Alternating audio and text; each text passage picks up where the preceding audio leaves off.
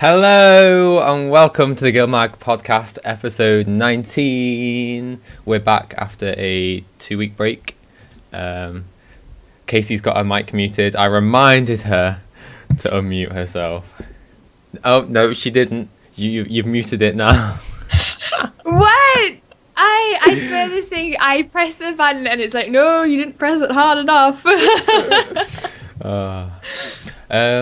So we are back to talk about the Revenant and lots of other things that happened over the Points of Interest live stream on Friday, and some other things we really haven't had a chance to talk about yet.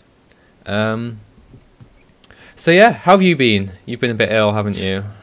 Yeah, the last 2 weeks have been horrible. I was a bit ill, but the worst was like it hanging on, like you're sick, but you're not sick, you know, that kind of like, and oh my gosh, I become so dumb when I'm sick. I was editing one of my videos I was doing for my channel and I couldn't read the word debut, like, you know, that's it, and I was saying debut. Is that how I couldn't read it, and that was just awful, and I am so sorry to anyone who had to deal with me. If you watched the stream, you would see how scatterbrained Gina was. But yes, I am feeling so much better now. Still scatterbrained, but you know that I'm back to my normal level of scatterbrain, and I'm really happy to be back on the podcast. What about you? What have you been up to? I've given you 2 weeks break. Not a lot. We did. Chris and I, Black Lion Chess, attempted to stream. I think the first week, that went all right actually. But thinking of maybe doing a few more of them. But apart from that, I've been GuildMag stuff. not a lot. But yeah, so I'm super excited to talk about the Revenant today though, because that happened on Friday, the Points of Interest live stream, and oh my, you haven't seen it, but oh my god, it was so good. Everyone's talking about how good it is, and I still haven't gotten around to watching it. You're like you've turned into me, like just lack of preparation for a show. I still read the articles. Okay. So. I'm still on that level at least. We've got a really cool question, which is when is the next issue coming out? That is an excellently placed question. So it's hopefully coming out either today, tomorrow, or Tuesday. Depending on when we finalise a couple of more things to it, but soon, and it's going to be a really good issue. So yeah, keep checking out guildmag.com for issue 14. Thanks for the question, Grey Knightley. It just occurred to me, I've been watching a lot of historical pieces while I've been sick, like Jane Austen and stuff like that, and Grey Knightley sounds like the best name for the romantic interest. Mr. Grey Knightley. Anyway, I'm going off track. So yeah, we've got lots to talk about today. I guess we should just skip straight into it with the Revenant. So if you haven't yet watched the Points of Interest live stream, I really do suggest, Kaysee, that you go and watch it when you next get a chance to. It's on Guild Wars 2's official YouTube channel. And they showed off, it was like 30-40 minutes of Revenant gameplay. They showed off basically the first two legends you get, King Jalis and Malix the Unyielding. They showed off the hammer, the mace and the axe weapons. And it was just a really good live stream, and I'm like even more excited for the Revenant class now than I ever was before. And it might even become my new main. I don't know yet, but it might just become. Really? It might, honestly, if I enjoy it more than my Guardian, it might become my new main. That leads me into a question of one of the things that general impressions. Like, I know you have a Berserker build and you quite like the Berserker most DPS builds, but it seems like the Revenant is very much a condition heavy class. Yeah, it's. I feel like I think they've mostly chosen to show the weapons and like the legend for conditions to kind of make it seem as diverse as they possibly can with what they're showing. Like if they, I think if they were to show, there's undoubtedly going to be one weapon and like one legend that's focused for a berserker kind of build. And I think they've deliberately chosen not to show that off to try and be like, oh, look how different the Revenant is with all these cool things it can do. And to be fair, like what they showed off with Malix and Jalis are really cool things and like really different. Yeah. But I'm definitely still going to be building mine as a berserker because, I mean, you know me. Yeah. But I think... go on. Looking at the traits and everything, even the traits have a lot of condition damage to them. There's a lot of boons as well, but it doesn't seem like a warrior berserker. It seems a lot closer to a guardian than a warrior. Yeah, I definitely agree. I think it's going to be really good in like PvP and World v World because of the amount of new things it can do, and things like, I mean, we're going to get into this later, but things like it has Taunt, the new status effect, and it has that whole, I think the whole Malix condition thing is going to be really annoying to play against in PvP and World v World. PvE, I don't know how useful the condition side will be. I mean, it might be in the new zones because of, you know, like the new Mordrum hooks are very sort of prone to conditions and that kind of thing, so there might be a lot more of that, but yeah, I definitely think it's still going to be a berserker meta for the Revenant. I think the highest DPS for PvE is still going to be berserker. Just like when the Guardian first came out, nobody was really like, oh yeah, in a year's time every Guardian who does PvE seriously is going to be berserker, like for like dungeons and stuff. I think it's the same sort of thing like that again. So you don't think that there's a condition overhaul coming with this patch? I think they're trying to chip away at it, but I don't think... I mean, we've talked about this in the previous podcasts, that is condition damage build ever going to be as viable as a full Zerker one? Yeah. I think... I don't know. I don't know how useful a full condition like Revenant would be in like a group party. I mean, I think it'd be really fun in like solo play, even for PvE, just because of how cool like the Malix transformation looks on your character and the cool things it can do.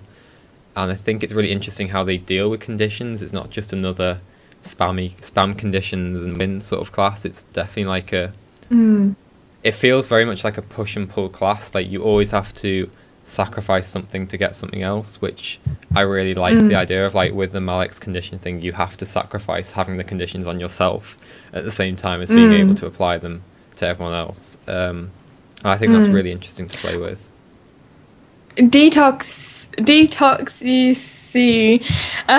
Says Sinister Reverent, which is right, because the newest stat combination is a power, precision, and ferocity build, so you can actually have that sort of blend quite easily now. And Obi says condition builds are pretty viable in the Silver Wastes, which is exactly right. I love using my condition warrior in the Silver Wastes. Just makes things a little bit more fun, and I just love seeing the little ticks, and when you're fighting the husks, the new enemies. So they could be introducing, they said the bigger challenges, they could be introducing enemies that have a high toughness value and low vitality, or enemies that have high vitality and low toughness, or something like that, for the more experienced players. Yeah, so should we talk... Oh, sorry. No, I was just going to say, I can definitely... I think out of all the classes, the Revenant is going to have the most viable playstyles to differentiate between. I think Zerker Revenant is going to be definitely a thing. That's going to be the thing. Well, I don't want to say the thing, but if you're doing dungeons things regularly on your Revenant, I think Zerker is still going to be the thing. But at the same time, I think there's definitely a place for a condition Revenant in the new maps and in things like Silver Wastes. And even things like kind of toughness tanky Revenant with this new sort of taunt thing that's happening, I think could maybe even see a place as well, especially with the tendency they've had to kind of kill Zerkers pretty quickly in open world content these days. So Yeah. it could even... So this taunt ability, do you think they'll only limit it to the Revenant, or do you think they'll kind of share it across the classes? I think they've said that other specializations are going to get them, but not the base classes. If I remember something from somewhere, someone in chat can correct me on that. Yeah. But I think that's what's happening. So when they first announced this taunt thing, I was like, oh my god, basically we're getting a tank class. Since then, I've kind of I've refined what I think a little bit, but yeah. So I think the way taunt works is it's only going to be like a single target at once. I don't think they're going to have any AoE taunts, which is what my fear was when I first read about it. I was like, oh god, they're trying to sort of introduce this tanking mobs kind of thing. I don't know how much of an impact taunt is actually going to have on PvE. It feels very much more like a PvP world v world thing, kind of like the opposite of fear. How, if you think about fear in PvE, it's not really that useful apart from maybe a couple of situations, but in PvP and world v world, it's definitely more more useful and used a lot more. I think it could be very useful in PvE, for times that you want this group like for the big AoE, like the worm spat and he's throwing AoE, to have one person go and stand over there and the four of you can go and go over there and do your own thing. That would be very useful. I think it will have a sort of use in PvE. But I don't think it would be used as like, okay, this character is going to be the tank. Yeah. But it would be interesting to see why ArenaNet felt like it was useful to add that, why they thought that it was needed, and if you would think it would be a tank skill. So are they trying to put the tank back into the mix? It would be nice to know like what they're thinking about that. Yeah, be really interested, because we've talked about so many times what if Guild Wars 2 needs a Trinity or something like that, and we actually had last week, I think, or well this week technically, an article go out about Guild Wars 2's Trinity and if they're trying to break it up with the new content and whatnot. I think it's gonna be like a situational skill that you'll want to like use and swap out, much like you kind of do with like Guardians, like Wall of Reflections and things. You don't have it on your bar all the time. You have it on when like you're gonna need to reflect projectiles and things. So I think it's gonna be very much a situational thing. It really depends on how Taunt interacts with bosses as well, I think, because I think it's gonna be the same way as the whole Defiance CC thing at the moment, which actually we haven't talked about. Is the changes they're making seemingly making to the boss's Defiance system with the new things in zones. Have you seen much about that? No, I haven't. Tell me about it. So we've seen from live streams that the Defiance thing has like a new UI. At the moment it's literally just like an icon, and then you so now it's like a bar. Now it's like a bar, yeah, with like chunks on it.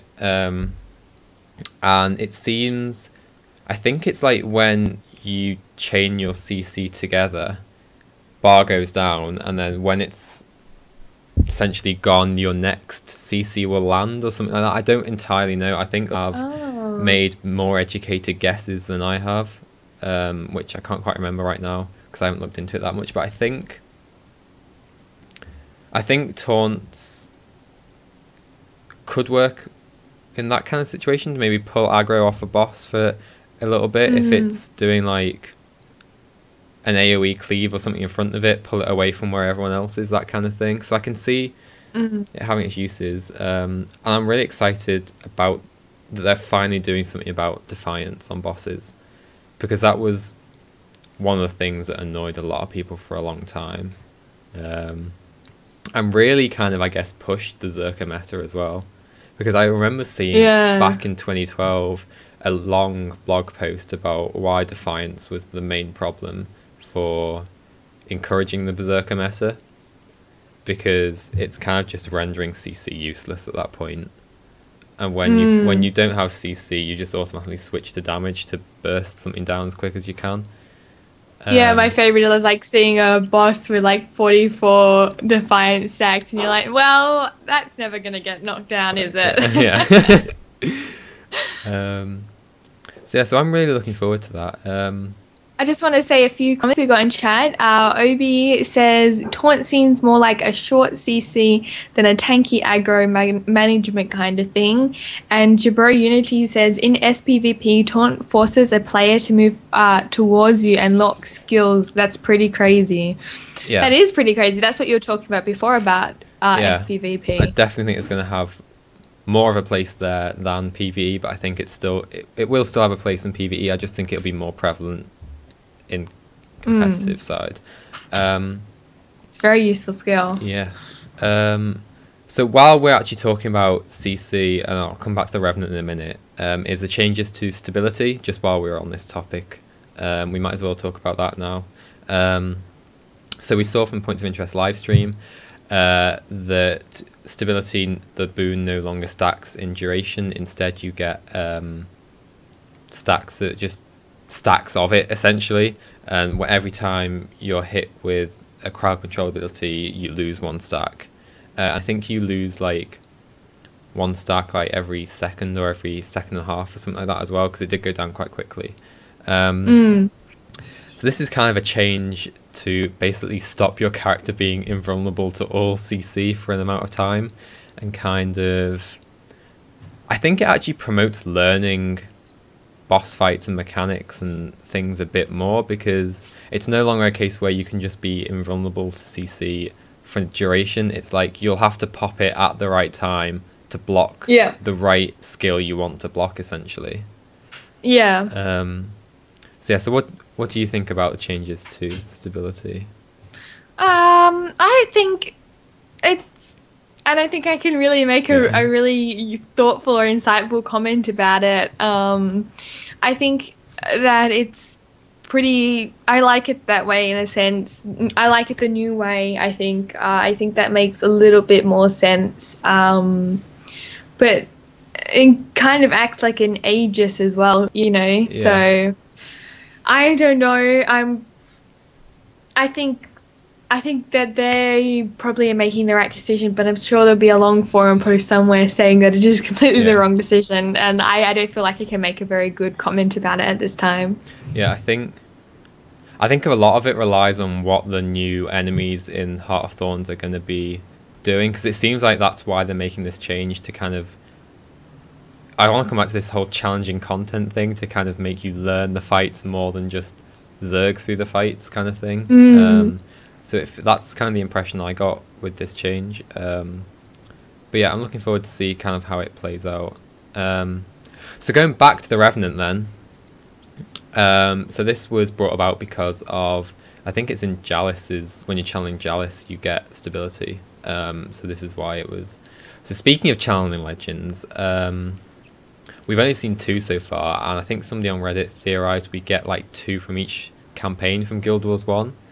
Okay. So that's quite a cool idea, I think. And somebody, I think today on Reddit when I woke up, I wasn't really paying attention that much because I was like, but was like, how cool would it be to get Shiro as one of them for like dual wielding swords? Oh, I saw that one. Yeah. I think that would be so cool. And yeah, I honestly think like Shiro could fit the Zerka legend as well. Like if you were to chant, because it would feel very much Zerkery, just like, you know, with 2 swords. I'd be really interested to see the lore behind this summit, like channeling things. Like, are you actually channeling the person? Like, are you communing with Shiro's soul, if the Shiro was the one that you could do, or Jalis Einhammer, or are you just kind of like channeling their legend, you know? Because if there's a lot of reverence, like a lot of people channeling one guy at the same time must get very exhausting. It's an interesting one, because when you're channeling, you actually hear them speak to you, and you kind of essentially, I think, for Malix at least, you kind of turn into a pseudo avatar of them kind of thing, because like your whole Yeah. form essentially changes. Yeah. So it's a really interesting one. I'm really looking forward to see what other legends are going to be revealed. I think we're only going to get to play with the two of them at the demos they're doing next month. But I'm really looking forward to seeing what other ones. And people were saying, "Oh, go on." No, go on. I was going to say, people were saying things like, "Oh, you could channel Gwen from either North, or you could channel Vec," and like, how cool would it be to have some of those people back then? I just imagine like Gwen's like you come out like channeling Gwen and you've just got like a flute and then like all her attacks are musical based. I know she had that whole other campaign, but I just remember her from Prophecies. Yeah. Yeah. So we've, did you want to read out some comments we've got? I'm looking for them. So Brutal 40 says, if they're speaking to the actual legend, I'm afraid to think of all the edginess that will occur in roleplay. It's gonna be big for role players, let's be honest. Oh, that's not the first thing I thought about, actually, I must admit. Yeah. And then Perry_CH says, I want to see the offensive legends. So far they've only showed defensive stuff and the conditions, which I completely agree. And I'm really interested to see what other avenues they could go down, because they've got like the tanky dwarf Jealous, they've got the conditioned Maliks, they'll have some sort of berserker. Let's just say it's Shiro, because why not? Yeah. Everyone wants to go back to Cantha.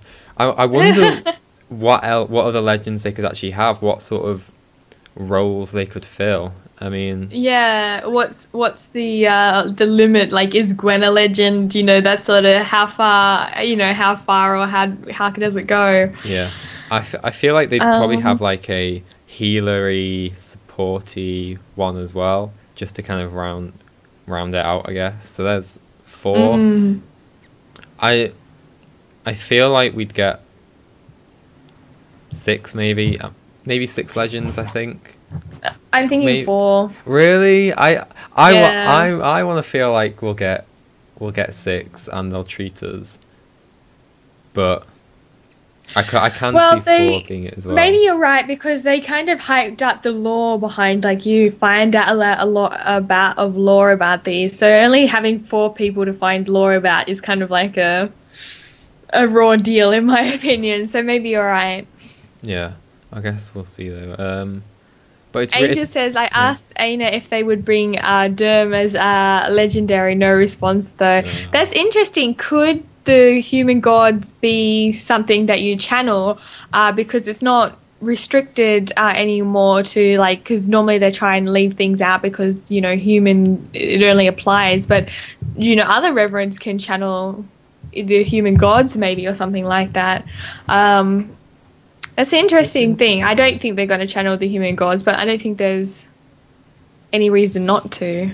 Yeah. Well, we did. I'm pretty sure from the Heart of Thorns trailer, we see Ritlock channeling a dragon, don't we? Yes. So there's at least one other to go on, and that. So that's going to be interesting. What sort of role that one's going to fill. I wonder if dragon champions count as legends or anything like that. I wonder what the rules are in the whole Fade spirit world of what can become a legend. You know, like some people are calling, like, Oink, let's get Oink from Guild Wars 1 as a legend. Yeah, people are calling me out because of my terrible pronunciation. I'm so sorry. I'm still scatterbrain Jane at the moment. I'm saying reverends. So net code below says, I think there'll only be 4 legends. There are 2 traits for each legend for now, and 1 general trait line. We'll get 2 more trait lines, so 2 more legends. That's a good point, actually. Oh, that's a good point. Yeah. So essentially, we've got, in that respect, Jealous is like the toughness trait line. Maliks is like the condition. Do they lump condition and power together? I can't actually remember. In the trait line? Yeah. No, it's condition and precision. Okay, so that's an interesting one then. So we've still got a power one, and we've still got a healing power thing to go. Yep. So No, did you just read the legendary column thing in chat? No, no, no. Oh, okay. I was laughing because of the way you were, Like- the way the thumping. Anyway. So yeah, maybe we will just be getting 2 more legends then. But yeah, so we'll have to wait and see. So another thing to do with the Revenant then, just is the energy bar makes a return from Guild Wars 1, in a new, kind of a new way, but kind of an old way as well. So it's interesting that we're getting upkeep skills that kind of drain your energy over time. That was a very Guild Wars 1 thing. And hopefully there's not an upkeep skill called mending in there, because I swear to God, if I have to return to the days of mending warriors, we're going to have problems. But yeah, it's... So how do you feel about it in general? About the upkeep or the whole result? No, the energy bar, return of the energy bar. The actual energy mechanic I really, really like, and I think it's been implemented really well so far. From the live stream, to me it looked like you regened it a little bit too fast if you didn't have upkeep skills on. But then again, maybe the idea is that you should always have an upkeep skill. I don't know, but Yeah. I really like it as a concept, and I think it's something that really makes the Revenant feel unique. And so the upkeep skills themselves, I'm not entirely sold on yet. I mean, I saw the one they showed off with the hammers fly around you. Yeah, To me, that made me giggle. To me, it didn't look like it did too much, like for the resource it cost. I mean, it did like, I mean, I don't know what kind of specs they were running, but it did like, each hammer did like 400 damage or something, and it seemed to hit like once a second, once every 2 seconds, something like that. So I don't know how useful that would be compared to if you could just save your energy to keep spamming another skill instead that would do more damage. I mean, it mostly depends on what upkeep skills they have, I guess. But yeah, overall I really like the energy mechanic, and I like the like lower cooldowns of the Revenant, just because everybody wants to be able to spam, don't they? Which is one of the reasons. I think it's really... Sorry. Go on. No, go on. I think it's really cool, like you said before, just a point that you said about it feeling unique. So instead of every class having an energy bar, they took away the energy bar, and now they're just giving it to Revenant. Revenant. There we go, Revenant. And so I think that's really cool. It does make it feel unique, and it does, like, I like that you have to kind of switch your mindset around when you change different character classes and things like that. And that would be definitely like a big thing, that you have to change your mindset in Guild Wars 2, you know. And it feels a lot like Guild Wars 1 when I see the energy bar, for sure. Yeah. So just to pull something out of chat, Perry_CH says the Revenant in the points of interest was running celestial armor / weapons with Knight's trinkets. So there you go. So maybe as a full Zerker, the hammers would do a lot more damage. I mean, I'd have to see it, you know, in game and working before I could really comment on that. But I like the idea of upkeep skills. For me to use them, they'd need to be worthwhile draining my energy so much. Yeah, But yeah, I really like it overall, and I like the fact that you get energy back for like switching between legends, and like it goes back to 50% when you're out of combat. I think they've really thought hard about how to properly integrate it, so it's not like OP, and it's not like once your energy's gone, you've got no way to get it back until you essentially wait for it to regen again. I like the fact that you could switch out to another legend, get some back, and keep going. But yeah, I'm just overall just really looking forward to a Revenant so much. That's awesome. I have to admit, when I look at some of the Revenant stuff, I'm just like, I think it's cool, don't get me wrong. And one of the comments I made to you was just how different it was compared to the other classes. Like the way the skills look, like one of them was like, one of the skills was like roadblock or something like that. And on the live stream, there was this I think, I don't know if this was it, I think it was something else, but you literally build a road, Yeah, and you do. it's very different. It's a very different sort of It's skill. it's very it for me. Revenant is always what I wanted Guardian to be in terms of like a really positional based class. Because when Guild Wars 2 was first announced, I was all like, oh yeah, Guardian's going to be really cool. I'm going to rush in and get by someone's side and protect them with my walls and my reflex and all that. And that never materialized for me. But I think Revenant is definitely going to go some way towards that. The things like, I mean, you have a wall of reflection that follows you. I mean, come on, that's amazing. And just basically all of its skills they've shown off, especially the weapon skills, are very sort of positional and almost like skill shot based. It's like things like the axe where you create like a rift and it pulls things towards it, and then you have the hammer where you target the ground, you jump back, and you know, it's all very much a different way of playing to any other class really in the game at the moment, and I really like that. I think it's going to be a class that's really powerful if you master it properly, and I think at the same time, it has the ability to bite your head off for not mastering it. Things like with the Malik's thing, if you don't manage your conditions properly, I think you're going to really struggle, and it's going to be a class that you don't really do that well on until you've kind of learnt to master it properly. So I really like that in a class. It definitely feels like something, I think like Ruby said, you can't just like mash on your keyboard and win with a Revenant. Yeah. It's very much a different way. It's a very cool idea that maybe they're adding that as a kind of harder, not a harder class, but maybe a class with a little bit more challenge. Like they always said that the Mesmer was a class with a little bit more challenge. So now they're going to add this as a little bit more challenge as well. Yeah. So that's everything on the Revenant that I think we learned from the live stream. There was lots of little things that we just didn't talk about because there were just so many little things. Like if you go to the Dolphy's point of interest live stream notes, you can see the skills and the down skills and a little bit about the energy bar and stuff like that. There's a list of Revenant traits on the wiki, and obviously there was that post that was released by the website, the actual Guild Wars 2 website. So if you want to like just go a little bit deeper than what we talked about, definitely go and check those out. Yeah. Oh, one thing I do want to bring up just before, while I'm reading these notes, is how cool the UI looks when you switch your legends. You have like new effects that come onto your UI, and apparently they're rolling that out to others as well. So you'll be able to.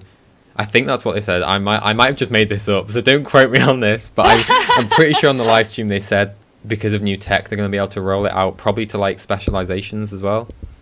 So that'd like be cool. Whatever your LE specialization is, I imagine if you like switch achievements or something in that, it'll all go like fiery and watery over the UI and stuff. So that would be very cool. Because looking at this one on the website, there's kind of an ice shard sparking out. It looks very cool. It's really cool. So yeah, that now we're done with the Revenant. Okay. So I guess these notes were from previous weeks before I was sick. There was an IGN article a little while back, and it was just a general article. I didn't actually put a link to it, which is very silly of me, but it was just a general article talking about the expansion and certain concerns and things that they had found out.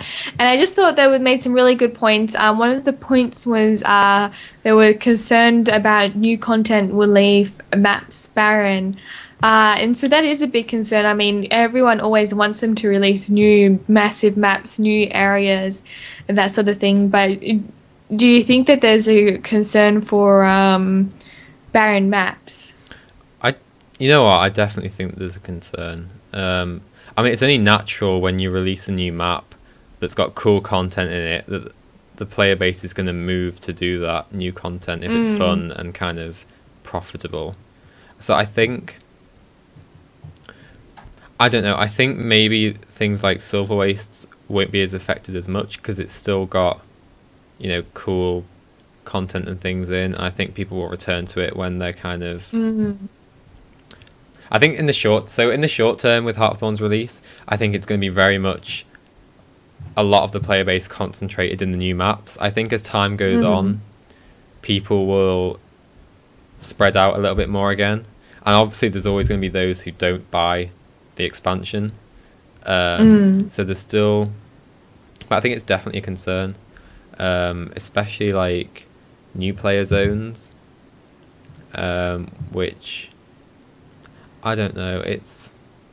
I think with the mega server, it's a lot. Yeah. It's not such a big problem because is there really going to be at one point in time not enough people to fill a full at least one zone, you know, or have enough people? So I'm not too concerned about it myself, and it seems people in the chat aren't very concerned. You know, Gunnar Peterson says nothing wrong with the Baron maps with Baron maps if the new maps are cool.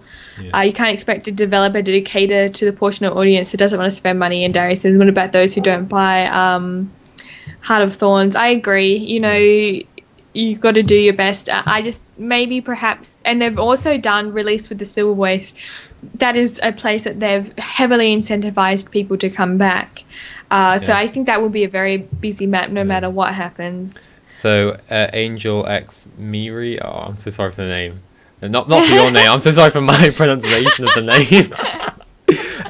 Said people will have to return to the old maps because of the precursor collection / crafting. That's very true. Which is true. And then Brutal 40 says, if you're hardcore and want to farm, you'll get Heart of Thorns anyway. If you're casual, you can still do your dungeons since people won't abandon them due to scaling. So yeah, I mean, going back to Guild Wars 1, I was just thinking about it now. There were quite a lot of maps that were relatively abandoned. When I think back to like a year after Nightfall came out, like a lot of the ones in Corner didn't really have that many people in, but it still didn't affect me too much. I mean, I guess for Guild Wars it was different because events and things like that, but I mean, if we're being brutally honest, you don't go to like low level zones for the events. They're good, but they're not things that make you go, yeah, I want to go to Queensdale and fight some centaurs right now, you know? You can't, generally you're in there if you're like leveling an alt or leveling for the first time or something like that. So I don't think it's going to be too much of a problem. Things like the level 80 zones, things like Ore and Silver Wastes and South Sun will be affected, no doubt, but I don't think it would be too bad. I definitely think, like people have said, there's going to be people that don't buy the expansion that'll still be there. Just because you buy an expansion doesn't mean you automatically forget about all the other maps in the game anyway. And I have a feeling that this new content will actually be a very high level area, and there's some days where I don't want to have to worry about like, you know, every single condition, or, you know, I just want to go through and kill things, so I don't spend all my time in the Silver West. Exactly. Some other things that they mentioned, that new content will be applicable elsewhere, interior, for example, fractals. So they seem to be thinking about upgrading fractals, maybe hopefully adding some new fractals and using... fixing the rewards. God, that'll be a day when that happens, wouldn't it? You'll also see one thing they said, a lot of the mastery content you'll find a lot of mastery content in Megumi. It will expand outwards, so you'll see it existing in portions of the world too. You'll even be able to use some of them in fractal dungeons. Mastery points will be earned through story missions, completing challenges and obtaining achievements. So yeah, that's very interesting that they're going to that they talked about fractals. So fingers crossed that they upgrade fractals, because I love fractals. I know you either love them or you don't do them at all. I really like them. I go through phases of doing them, realizing the rewards are trash, and then not doing them, and then coming back and doing them again. What's really interesting is when they first announced the whole masteries for fractals thing, a lot of people were like, well, how is this going to affect people who don't have the expansion and still want to do fractals? Will they get access to these new fractal masteries, how how much more an advantage are people going to have just from essentially having the expansion with these fractal masteries. And I think it's quite an interesting one, because if you can have masteries that suddenly make level 40, level 50 a face roll, then there's something interesting there. And what I wonder if the being able to use the mastery points in fractals is just going to be a gimmicky sort of thing, like if you don't have the mastery, you have to walk up the stairs instead of gliding up the stairs, that sort of thing. But I'm really interested to see what they do with fractals, and they might even add like new levels to it, because we can go above the AR cap for 50 now. So I'd be interested to see if they add new levels as well as like new actual maps to fractals. Everyone wants the Abaddon fractal, because they obviously had this fractal in mind when they did the vote between Keel and Nashblade. Thank you very much. So hopefully they add a few more fractals. That would be great. Because I am sick of getting the dredge one every single third roll. I always get the dredge one and my train, and I would just like a little bit of variety. So, because the way that it is now, they divide it so that there's a high chance that you get the easier ones at the start, then the intermediate ones, and then the harder ones at the end. Obi, yes, Obi. Sorry, go on. I was just going to say, so Obi actually just put Ritlock fractal ? How amazing would that be to actually see what Ritlock went through like in the mists, while everything we didn't get to see in this season, just stick that in the fractal. I just live in it. I would just live in that fractal. And so, you know what? Awesome. Something I need to show you, actually. I don't know if you've seen this yet. Hang on. One sec. Entertain them. Oh, entertain them. Oh, God. Oh, by the way, guys, we didn't talk about this before, but I've got Rowan doing an elephant impression later on, and he really doesn't want to do it. Hi, welcome back. Are you telling them about the elephant? So, this arrived in the mail for me this week. Ooh, you got your special shirt. I got my special t-shirt, and it's got there's no turning back on the back. No. There's no turning back. Why are you wearing it? I was going to wear it for this episode, and then I remembered 10 minutes before the episode, and I was like, oh, I can't be asked wearing it now. So like, I'm already dressed. Yeah. I've already done my hair. So next week I might wear it, but see, I just thought I'd bring that up. So talking about the mastery abilities, so we got a little bit of information about mastery abilities. So one we already knew about was gliding. That's a mastery ability. And you can obviously, maybe you level it up so you can do different things. There's mushroom jumping, which I imagine will be very similar to the sab jumping on mushrooms, like being able to jump up on things. Some ones we got a little bit more information on was Master Law. Achievement with this new ally race can, oh my gosh, I'm having terrible time reading this, can be trained to understand their language, unlocking secret locations and access to battle techniques that can weaken your shared enemies. So that's really interesting, PvE wise. Master Legends, train in legendary craft to learn to create all the existing legendary weapon precursors and new legendary weapon precursors introduced with the Heart of Thorns. That's an interesting one, that it is a mastery rather than a mastery rather than anything else. So that's really interesting, and it makes me think, can we learn all the masteries? Because I don't want to have to give up a really good mastery for something like this. Yeah. It's definitely interesting. It's a nice way to kind of make stuff like that relevant. Like, it's like, oh yeah, great, I can like understand other people and speak their languages and learn about the law, but what does that actually benefit me from? But it's nice to, like, you'll be able to unlock secret locations, access to battle techniques, that kind of thing with Master Law. I'm so looking forward to the Master Law one, seriously. Master Exploration. Mastering jungle movement will unlock the ability to hang glide to previous unreached. Oh, so this must be the gliding one. Yeah. Unreachable locations, as well as the ability to use special mushrooms to traverse the heart of the Maguma faster. So that's the mushrooming gliding combined there. Master Combat. The heart of Maguma will be home to some of the most challenging combats in Guild Wars 2, and Masters will give you the tools you need to excel in these fights. Hunt new enemies, master abilities to defeat champions, and become more deadly against the new creatures awaiting in the jungle. And my favorite one is Master Fractals. Uncover new depths in the fractals of the mist to gain powerful new abilities to overcome difficult fractal challenges, garner greater rewards, and unlock more powerful infusions. The greater rewards, I wonder if that's more like get better chance of getting like rings or something like that. Oh. Well, I mean, as long as I get Zerka rings, I don't mind. But any other ring can just... My bank At is... least like... I know. I wish we could do something with them. Like either put them in the Mystic Forge or something. Mine's just full of stuff I'm never going to use, but in the hope that one day I can do something with them. I'll just have all these ascended rings and I'll be like, oh, I'm rich now. Like, yeah. I mean, I've had to throw away so many. I've had to start chucking mine away because I just don't have room anymore.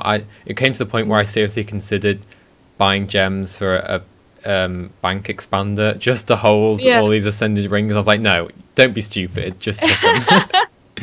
just get rid of them. Yeah, every time I get a double now, I get rid of it. So so some of the things that they mentioned in it was learning new skills will be integrated into the world environment. So someone in the comments said the new unlocking system is seems very similar to the way that things were unlocked in Guild Wars 1, which is very cool. Like, for example, the Signet of Capture, I think that's what it was called. Yeah. Like, you used it, you killed a boss, and you got the skill from it. That was a very organic way of getting skills, where you kind of had to learn about the skill, learn about the guy you're getting it from. That is very cool in my opinion. I agree, and the masteries is very similar, I reckon. As much as I actually hated it at the time, having to go and capture all my elites, like looking back, it was a really good way to kind of introduce you to the skill because you got to see it used on you, essentially. So you saw kind of how it worked a little bit before you got given it, and it really fitted the whole sort of lore of you learning and progressing as a character rather than just like arbitrarily leveling up and going, oh, I've learned this new skill out of nowhere, yay. It's like yeah. So yeah, I'm looking forward to that. Yeah, I definitely like that organic a little bit better, and you know, the fact that you see a mushroom and you're like, oh, how do I use this mushroom, and then you go and talk to people around, and then you'll learn how to figure out how to do masteries or something like that. Yeah. So let's see if there's any comments just before I move on. There's quite a lot, but I haven't been keeping up. Prophecies was the worst place to cap skills in Guild Wars 1, Angel says. Not a lot of comments. A lot of people complaining about the banks and the rings still. So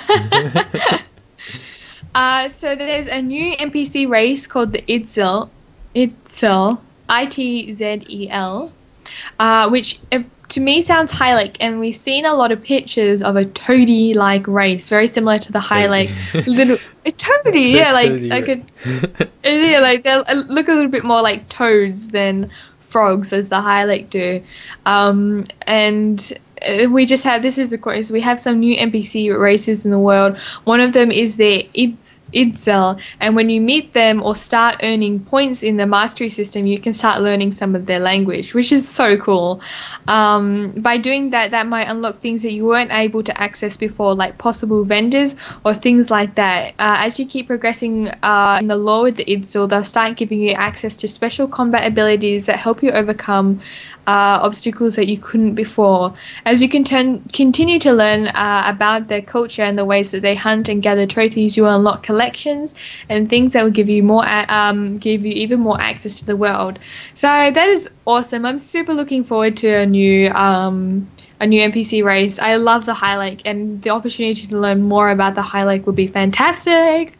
Yeah, I completely agree. I think weren't a lot of people when this was first announced being like, oh my god, what if we could learn more about the Tengu and interact with them through masteries as well? I don't think that's going to happen, but I like not very many in the Maguma jungle. No. Yeah, no, I'm looking forward to that. I don't know how much into the master lore tree or whatever I'll go, but I know for people like you, it's probably like a really, really big thing. I'll probably be capping out like the master, what's it called? Master, basically the combat one, essentially, along with the exploration one for the gliding. Yeah. But yeah, no, it's really cool. And I like that we're kind of getting some new races, NPC races as well, to kind of mix it up a little bit. Well, it'd just be unnatural if you went to this Maguma jungle, which is so different to Tyrion, lives in this sort of ecosystem of its own because it's been so cut off by Mordramoth. And then there's just like, oh, regular Hylic there, you know. Yeah. I'm really looking forward to, they've really alluded a lot about Skrit recently. Like, there's been a lot of Skrit areas, and they were talking about the Skrit Queen, and they said that, you know, the Skrit Queen hasn't really had any contact with Skritsburg, so they're really thinking about the Skrit, and it would just be awesome to see more, or see how the Skrit have survived in the Maguma jungle, because they're hardy little animals, and they would surely live in that jungle. So I think that'd be really cool to see. That's what I'm very much looking forward to, new NPCs. All those golden cities are just shinies galore for Skrit. So, yeah, so oh my god. Can you imagine a Skrit in there? Like, it would just like hyperventilate and pass out. Like, oh, this is mine!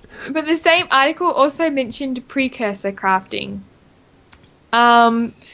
And I should also mention that, just a quick comment that said that Obi says, Wooden Potato thinks that Istel are Heket.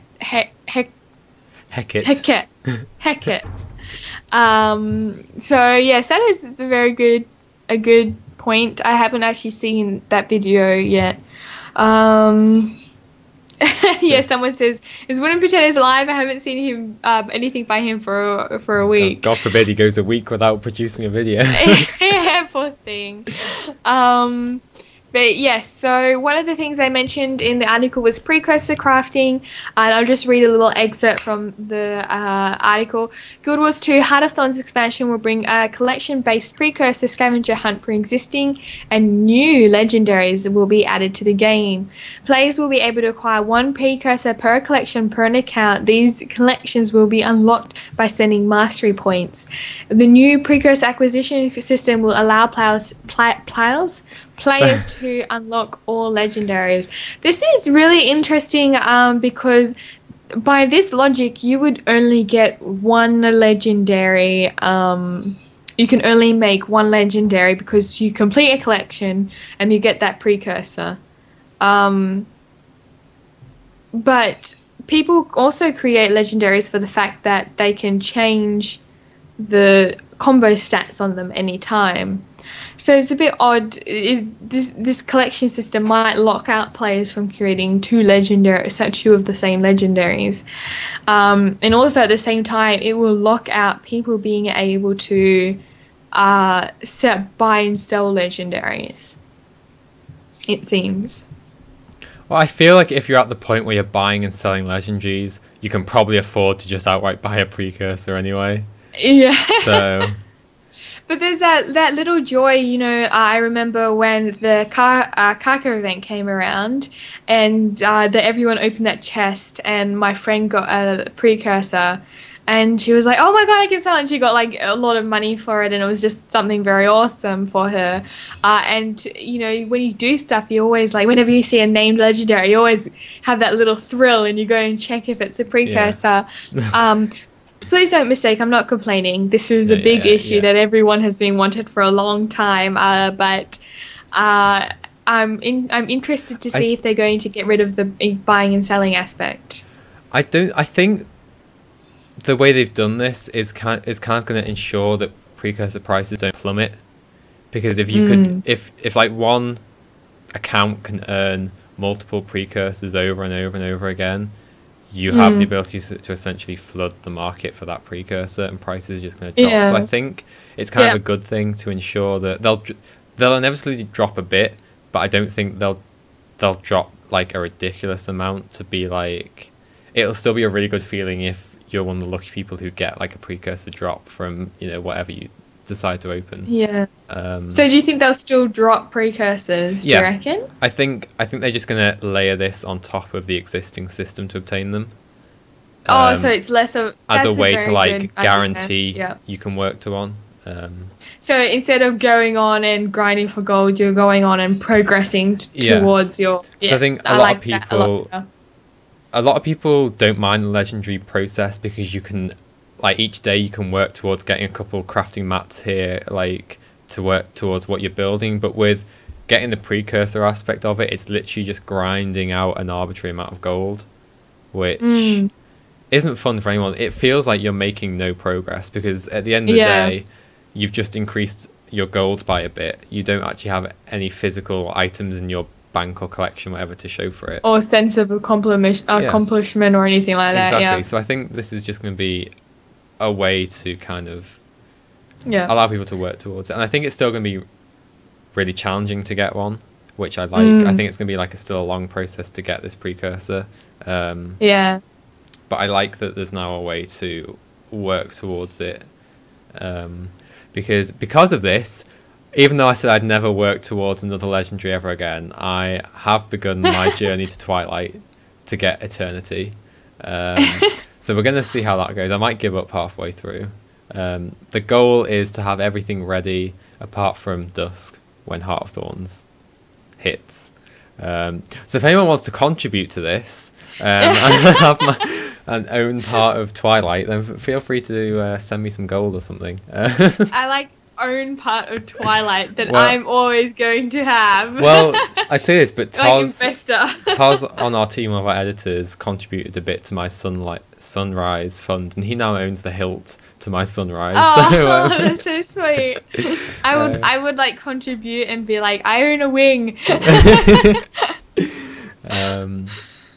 So I'm really looking forward to that, and that's kind of everything we were going to cover today. Do you have anything else you would like to bring up? No, I feel like there is something and I'll remember it as soon as we finish, but that's fine. I feel like there's something we're forgetting as well. I don't know. Oh, what? Rowan, you have to do your impression. No. Okay. I almost forgot. Damn, I should have ended the show like a minute earlier. Okay. So for those of you who are about to wonder why I'm impersonating an elephant, so a couple of weeks, it was about a month ago now, wasn't it? Something like that. We did our PAX South and live analysis stream, and Kaysee and I did a bet on what we thought they'd announce, and whoever was furthest away had to do a forfeit. Yeah. And I was furthest away because I always am. And Kaysee decided that my forfeit was to do an impression of an elephant on stream. So when she reminded me this morning, I kind of had to go away for 5 minutes and attempt to practice doing an elephant. It was the funniest thing. And I think I should tell you. Well, yeah, I'll tell you all. So I went away into my bathroom. And first of all, I'd like to point out that, so in my uni halls here, in my bathroom, you can hear when the person next door is in their bathroom. So if they were in theirs, they'll be able to hear me attempting to do an elephant. So I hope that they weren't. So when I attempted it, it essentially sounded like a wet fart came out of my mouth. I don't know what elephants you listen to. So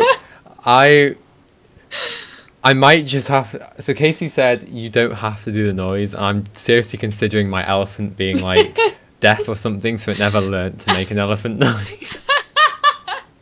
I think that's mute. So it's up to you guys. Would you prefer to hear me attempt to make a wet fart sound and make it sound like an elephant, or would you prefer me to keep my dignity? So, you know they're gonna ask. no, I know noise. they're gonna ask. I know they're gonna ask for that.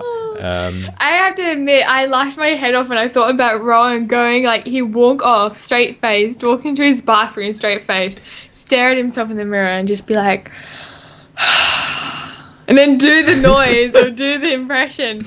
Then afterwards, he'd be just like looking in his mirror, like, and then walk out again.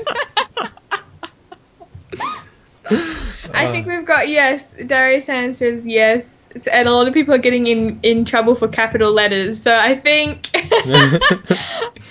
Okay. I think they want yes. They want go the noise as elephant. well. God, okay. So I'm just. Whatever you do, we'll always love you. You won't though. I'm gonna lose so much dignity. I mean, twerking on stream I was fine with because I could practice it. I did practice it, by the way. I practiced that twerk, and I got it down and I nailed it. This, I'm gonna sound like an idiot in about a minute's time. I think it'll be perfectly fine. Okay. Opie says, "Get on with So it." I'm gonna do the elephant, and I'm not reading chat for the rest of like the rest of this podcast existence. Okay, so are we ready? All right, let me just. I'm ready. I'm so ready for this. My Move the cheeks hurt. microphone back a bit. I'm so happy, man. Okay, here's my attempt at an elephant, which isn't gonna go well. Stop it! I can hear you laughing at me already. I haven't even started it. I'm Okay. quiet. I'm quiet. Ready? Ready. So ready. Let me move. Okay. I'm looking at myself on the stream, like just waiting for me to like. I swear, if anybody makes this into if anyone puts this anywhere other than our YouTube, it's okay. Not safe for work gifts. Okay.